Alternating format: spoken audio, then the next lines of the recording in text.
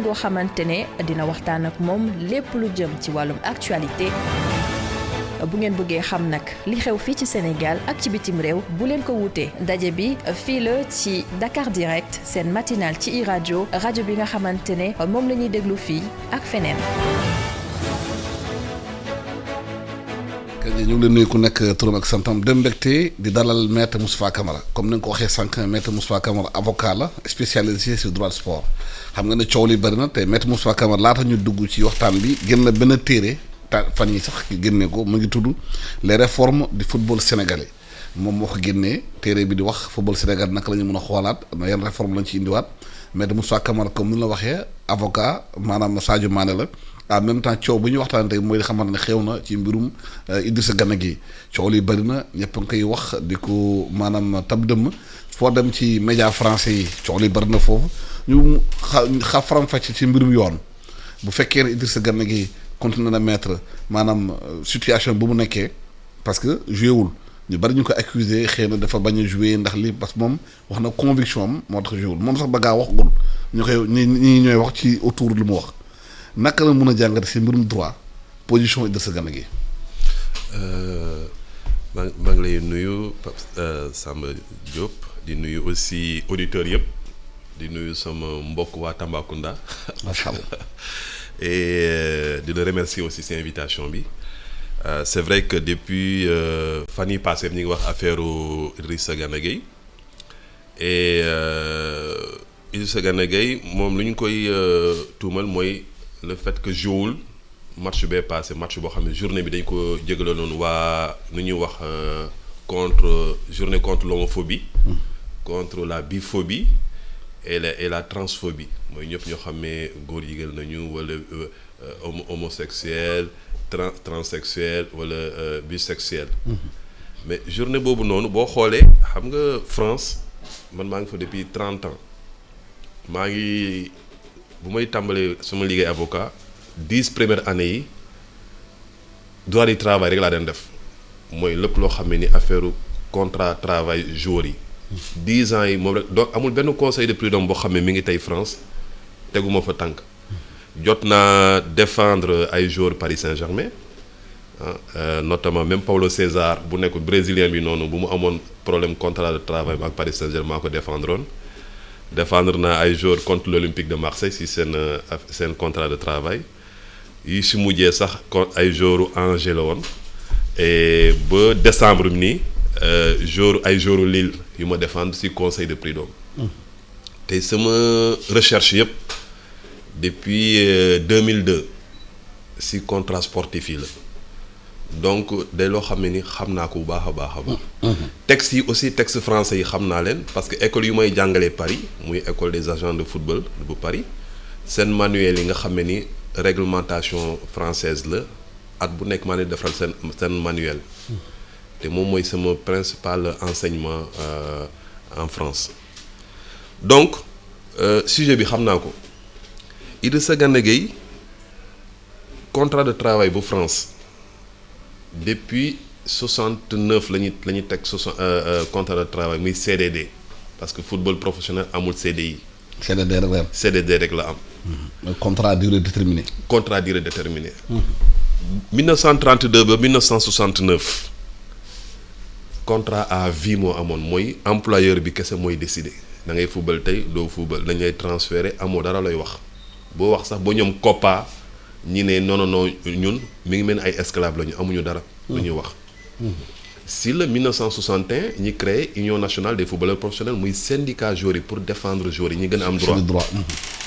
loolu Njoleya moo ko créé ab avocat bu ñuy wax temps yooyu Jacques Bertrand boo doomam léegi mooy avocat syndicat bi Jean-Jacques Bertrand Raymond Kopa Njoleya ñoom ñoo créé loolu ak Philippe Pia ba 69 nag. seen syndicat xeex boobu di xeex bu loolu yëpp France bañ ne non joueurs yi amuñu benn droit ba 69 ak droit européen ñi doog a léegi may joueurs yi contrat à durée déterminée ñi may joueurs yi ay droit loolu doyul 73 instant ba Philippe Séguin moo nekkoon maître de requête la woon mi ngi doog a gën ENA ñi jël ko ñu ne ko léegi yow na nga jiite benn kuréel boo xam ne ni mooy regrouper joueurs yi ak joueurs yi entraîneurs yi ak employeurs yi. ñi dajale créer loo xam ne mooy charte de 73 charte du football professionnel Cour de cassation nee na valeur convention collective la am donc loolu mooy convention loolu la ñuy woowee tey convention collective nationale du sport droit joueurs yëpp si convention collective boobu la nekk ak code du travail bi article L 122-2 ñi def ko aussi si code du sport article D 1243-1 ñooñu ñooy wax lépp loo xam ne mooy droit ak obligation joueur droit ak obligation club employeur. Parce que boo xoolee France code bi dafa ne joueur moom salarié la même bu dee am na spécificité donc entre ci bu ñuy nar a licencier joueur wala bu ñu nar a xool contrat am dañu ko xool comme salarié normal sauf que y a juste quelques spécificités pour footballeurs yi loolu convention collective moo ko teg mooy par exemple balaa ñuy licencier joueur il faut que employeur am motif bu leer nañ. Deuxièmement même bu amee ay motif mënul dem directement licencier il faut que mu jaar loo xam ne mooy obligation de conciliation il faut mu jaar ci benn kuréel bu ñu woowee commission juridique de la ligue de football professionnel commission juridique boobu da nga fay jaar mu jëm a concilier partie déglu partie bu nekk. jëm a jubal leen. jëm leen jubal. bu loolu demee ba jubaluñu leen jubawuñu en général bu dee jubawuñu léegi nag ñu doog a dem prud'homme balaa ñuy dem prud'homme léegi club bi dina ne. man léegi. lii laa koy tuumal. mais tey Idrissa Gana Gueye amul dara loo xam ne ñu ngi ko siy tuumal parce que moom deful waxul wax homophobe y a pas de propos homophobe. waxul dama bañ homosexuel yi dama bañ bisexuel yi dama bañ transsexuel yi waxu ko deful acte boo xam ne ni contre. ñoom la contre ñoom moom dafa nee rek des raisons waxul sax religion. raison personnelle te football bi nii boo xoolee raison personnelle mooy motif boo xam ne ñëpp loolu la ñuy wax nga xam ne boo amee fatigue physique boo amee fatigue mentale boo amee problème famille duñ ko préciser dañu ne raison personnelle. mais tey raison personnelle bi noonu même bu mu ko raison personnelle loolu lu nekk mun na si dugg parce que waxul. mun na ne peut-être gala bu ma organisé il y a 3 jours moo tax ma fatigué. oui mun na dama am problème ak sama famille mun na am dama am fatigue mentale donc nit yi ñooy. spéculer di xalaat ci place am. te moom ba léegi waxagul dara. même ñi naan Idrissa Gana Gueye il défend ses convictions religieuses il n'a jamais dit ça. waxu ko moo tax tey ni boo xoolee les institutions les françaises ils sont gênés ñi ngi naan waxal parce que fu mu toll ni xam nañu yoon bi. si Idrissa la nekkal. si Gana Gueye dañ ko bëgg a waxloo pour. voilà wut motif ko la ko motif. parce que tey sa waay waxul ba tey. waaw bu ko neexee tey mu ne non man dama sonoon moo tax. te ba pare. raison personnelle yu mu wax nii club bi nangu na ko. oui. te boo xoolee en général jurisprudence bi nu muy wax mooy le club employeur peut licencier son joueur bu dee indi na ay motifs yoo xam ne ni c'est pas valable ba pare club bi nangu ko. mais raison personnelle yi mu évoqué noonu. club bi nangu na ko. club bi nangu bu ma nee club bi man du ma jouer. pour raison personnelle club bi waxul ni précise les raisons personnelles. club bi dafa ne comme da nga am raison personnelle comme joueur yëpp. waaw d'accord amul problème. mais booy dem di club di la jël ngay xaatim contrat. oui est-ce que ci biir contrat bi dañuy prévoir genre yooyu clause yooyu nee na yow affaire homophobie bu amee ak yooyu dañ ci war a participer ak yooyu est-ce que day bokk ci contrat yi ou bokkul ci contrat bi. boo xoolee contrat joueur yi. boo demee tey contrat joueur amul benn contrat yoo xam ne ni contrat yëpp lire naa ko parce que mooy def sama thèse 5 ans waa FIFA dañ ma fay contrat yëpp la amoon accès boo tey nii et am na joueurs yoo xam ne maa ngi yore seen contrat sax xamuñu ko donc contrat yi nii amul fenn fu ñu bind joueur dafa war a participer si journée bi nii. journée di xawma. contre l'homophobie amul fenn. clause yu am ci contrat mooy par exemple dañuy ne première clause mooy jour dañ la fay pour nga jouer football. oui boo xoolee charte bi article 606 le club employeur règle le salaire des joueurs.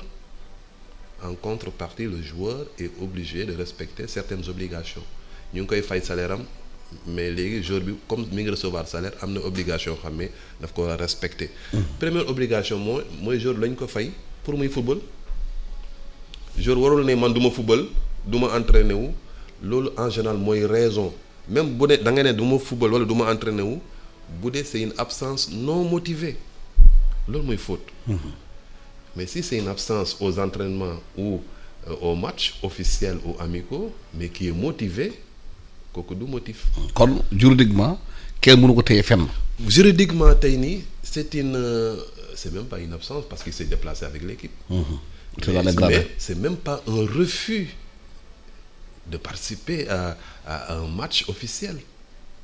C'est une initiative privée boo xam c'est une initiative privée du club bi moo ne ñun dañuy défendre telle cause fédération française moo ne ñun journée bi dañ koy jégaleel homosexuels yi. mais comme ne c'est une initiative privée binduñu ko ci contrat de travail am. oui mais est-ce que contrat de travail am na clause yoo xam ne mooy clause yoo xam ne qui sont relatives à l'image collective yooyu. am na action de promotion yoo xam ne war nga ci mais c'est très très général. action de promotion en général c'est pour les sponsors. mais du contre le racisme contre boo xoolee sax même contre le racisme nga xam ne quand même valeur la ou même mu ëpp valeur que la lutte contre l'homophobie. même loolu ñu bëri dañuy ne ñun du ñu def genou à terre. am na. fédération française ci boppam moo toog ne ñun France ñun du ñu def genou à terre ñu ne lu tax ñu ne parce que suñuy liberté moo ñu may ñi def genou à terre wala ñu bañ a def genou à terre kon comme dañu am liberté boobu donc ñun du ñu def genou à terre mais ça ne veut pas dire que ñun ay racistes lañu. même am na joueurs yi ñu nit yi ñuul yoo xam ne ñun du ñu def genou à terre. am na yeneen causes yoo xam ne yenn jours dañuy participer yeneen du ñu participer. mais est-ce que fédération française de football am na droit def injonction kii Idrissa Gana Gueye nee ko yow da nga war a clarifier ta position soit nga sol maillot bi ou nga def lii est-ce que am nañ droit def loolu. comité national est-ce que mën na ko bañ aussi. comité national de l'éthique la boo xoolee France fédération française de football ne s'occupe pas du football professionnel ligue de football professionnel la ñoom ñoo war a qui est compétente pour lépp loo xam ne ni football professionnel ak joueur professionnel yi charte bi sax ñoom ligue de football professionnel la du ak la fédération française de football c'est pour le football amateur. mais si biir football fédération française de football am na ay organes yu bees ay hautes autorités du football qui contrôlent le COMEX l'assemblée générale et le conseil national de l'éthique. Conseil national de l'éthique amul benn pouvoir disciplinaire. ay avis lay joxe. mais amul benn pouvoir disciplinaire mënul sanctionner.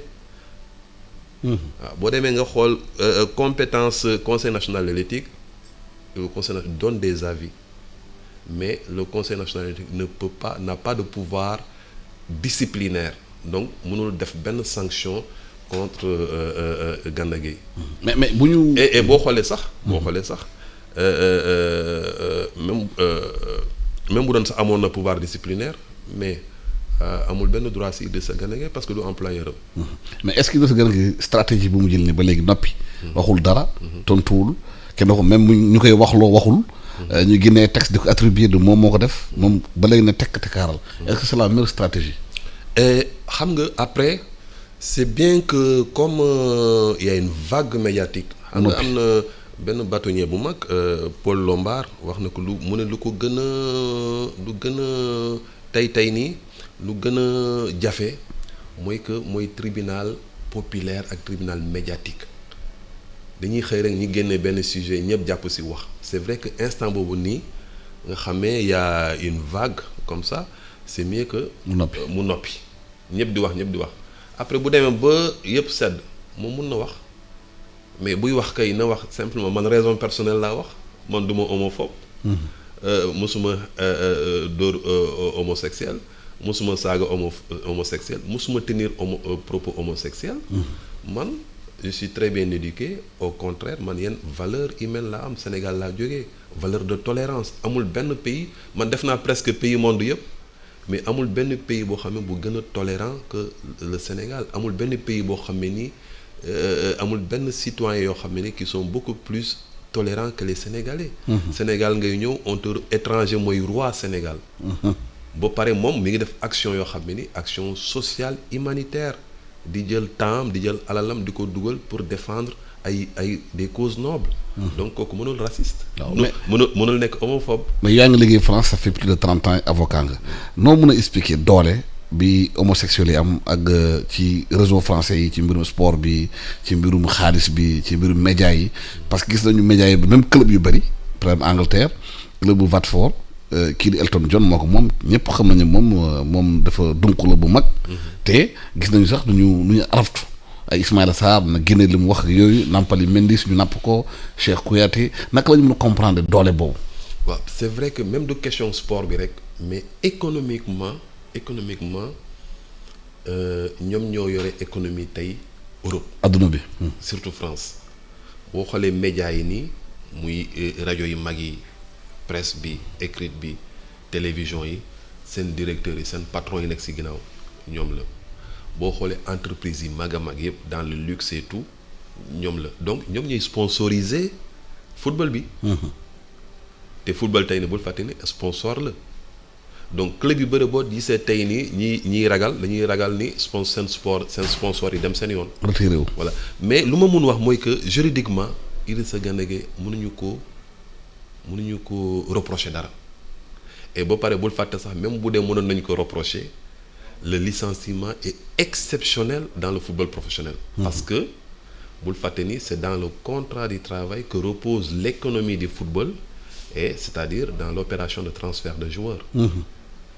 da ngay jënd joueur 42 millions 27 millions mu ne parce que football ma tey wala dama sonn nga licencier ko club yëpp ay daanu. ñàkk donc économie du football c'est am na ñoo xam ne ñu def lu gën a graaw Serge Aurier taxaw na fi saaga entraîneur kanam ñëpp. vidéo kenn licencier wu ko. mais Rabiot toog na fi ne du ma entraîner wu kenn kiiw ko semaine bee passé Ben Arfa. saaga na président saaga entraîneur ba tey Lille xamuñu ni ñu koy licencier parce que xaalis lañu si dugal parce que seen économie sur loolu la reposé wu. surtout koo xam ne ni saagawul xeexul waxul sax. mais club bu mu bokk moom. Idrissa Gana Gueye Paris Saint-Germain la. oui te nee nañu Qatar yi ñoo ko moom. waaw te Qatar mu war organiser coupe du monde fi au mois de novembre. waaw léegi naka lay ñi xamoon dañuy défendre góor jigéen ñi war a def ak waa Qatar. bu fekkee dañ fay war def coupe du monde équipe boobu ñu bëri ñu ngi xalaat ne c'est pas parce que tu es arabe que tu es musulman ñu précise loolu du arabe mooy musulman mu nga nekk arabe bañ a nekk musulman mais Paris Saint-Germain ay Qatar ko moom naka la ñu mën a comprendre club boobu di nangu affaire yooyu. waaw bul fàtte ni après Qatar yi ñoom moom Paris Saint-Germain mais bul fàtte ni Paris Saint-Germain France la nekk club français la te boo nekkee France. loi française mooy appliqué wu et loi française liberté la wax donc boo waxee liberté ñi nekk homosexuel ñi nekkul homosexuel ñi nekk jullit ñi nekkul jullit ñëpp ñoo yem droit. et bul fàtte ni aussi Paris Saint-Germain yàggul ñu ngi naan Paris Saint-Germain club yi gën a homophobe la bokk moo tax ni boo gisee daaw ñoom ñi bind charte ak association LGBT yi ne ñun signé nañu charte ak yéen ñun homophobe ñu. dinañu bokk ci seen action ci nañ leen jàppale ci seen yenn action yi Paris Saint-Germain ak yeneen club yëpp. loolu ndax koppar ndax xaalis. waaw loolu la et puis aussi pour seen image aussi parce que tey nii munoo wax ni pour nga am yenn image yi nii munoo wax ni dama bañ kii donc ñëpp a signé charte boobu te Paris Saint-Germain signé na charte boobu. mais est-ce que problème boobu posé wu Qatar fekk coupe du monde am na te waa Qatar ñoom dañu nangu loolu seen dëkk. waaw Qatar moom Qatar ñoom seen bopp ñoom dañoo ne ñun homosexuels yi ñoom sax au début dañuy waxoon ñun homosexuels du ñu ñëw ci coupe du monde bu ñëpp ne kon bu dee loolu la attan nañ sax retirer coupe du monde ñu ne kon ñun d'accord nañu mais le problème mooy mënuñu assurer sécurité homosexuels yi fay ñëw parce que du ñun rek mais population bi mun nañ leen sax. song donc boo xoolee Qatar moom ci boppam nu muy bañ homosexuels yi sax. daf koy encadrer dafa xam nu mu koy waxee moo tax ni Paris Saint-Germain pour image am ci bopp parce que boo waxoon tey nii ñun dañuy soutenir Idrissa Gana Gueye sponsor yëpp attan nañu bàyyi Paris Saint-Germain mais ñoom am nañu doole ba boo demee ba États-Unis parti démocrate ñoom dañuy promouvoir affaire homosexualité. gis nañu Barack Obama bu fi ñëwee fii Sénégal fii bëgg ñu dugal affaire yooyu ay ñoom Trudeau bu Canada gis nañu sax léegi ki nekk porte-parole Maison Blanche lesbienne la. la Joe Biden choisir porte-parole Élysée porte-parole yu bëri. porte-parole Élysée. et te ñooñu la ñuy gis mais ñi nekk si ginnaaw yëpp am vrai doole kenn xamul nu mu toll. man maa ngi fàttaliku bu may ñëw France il y a 30 ans bu ñu waxee kii sax góor jigéen la da ngay nëbbatu wala da ngay daw mais tey nii ñoom ñooy yëkkati seen bopp yeneen nit yi di sëgg donc ça montre le renversement des valeurs des valeurs mais kenn ñemul wax dara mais c'est vrai que aussi am nañ liberté ku nekk am na liberté nekk góor jigéen wala bañ a nekk góor jigéen. mais est-ce que am na liberté imposée nit ñi. mais amuñu liberté voilà mais ñoom seen liberté dafa dem ba nga xam ne ni ñoom seen bopp dañoo dem ba léegi il faut que ñëpp ànd ak ñoom loolu nag mooy seen liberté dafa dem ba ëpp parce que tey nii dañoo bëgg ku nekk même bu dee sax dañoo gis nga noppi dañuy non il faut nga wax comme Gana Gueye boo noppee sax ñu ne kon yow da nga ñu contre non du loolu. mais loolu war na indi débat de société bu gën a grave ci en France et partout mais débat boobu ça se pose en France ça se pose en France boo xoolee tey nii France majorité bi français yi seen bopp ñu si bëri waxuñu dara affaire góor jigéen français yi seen bopp bul fàtte ni France c'était la fille aînée de l'église français seen bopp loolu waxuñu si dara mais kenn ñemul wax mu même ñoo xam ne nii soit ñemuñu wax seen idée seen opinion wala soit ñoo xam ne ni aussi dañuy ragal a wax. mais majorité français yi idée. bu ñu càmbaree wax ci daal ba ci biir mooy pouvoir économique bi ñoo ko yore ñoo yore doole yore koppor yi yore levier yi financier yore levier médiatique yi levier politique yi di def la neex. loolu rek la loolu mooy wax ci buñ ko gasee. voilà mais du def la neex mais boo amee tey nii xam nga tey nii boo amee pouvoir économique médiatique et tout ba pare teg si léegi pouvoir politique même bu dee téye minoritaire. da nga am doole mais boo xoolee tey France ni bu ñu compter góor jigéen yi motul sax 1%.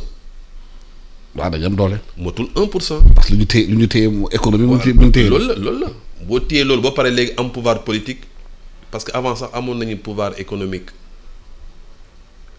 et financier mais tey pouvoir politique bi nii moo tax ni dañuy imposer sax seen idée yenn pays yoo xam ne pays sous-développés yi dañuy ñëw dañ lay aider. waaye mais il faut que nga dugal lii. jaar ak si ONG yi. jaar si ONG yi wala si gouvernement yi dañuy ne intitulé yenn ministères yi defal lii ak lii defal lii donc dañuy imposer sax léegi si pouvoir politique mais ñoom boo xoolee mais ils sont extrêmement minoritaires mais c'est pas aussi parce qu'ils sont minoritaires aussi que nit yi waruñu respecter seen ay droits. Voilà mais franchement je pense que tey débat Idrissa Gana dañ ko jël comme bouc émissaire mais sur le plan juridique. leer na ñëpp ni deful benn faute. te nañu xaar bu mu wax bu demee ba wax ne man homophobe la su boobaa. mais fu mu toll waxul dara. maître Moustapha Camara maa ngi lay gërëm di la sant di fàttali suñu téléspectateurs et auditeurs yi da nga génne benn téere toutes les réformes du football au Sénégal maanaam lan la ñuy war a def càmbaraat football bi xoolaat ko mu gën a ñoŋ tamit avocat droit sportif nga te waxtaan ak yow ci mbirum juridique.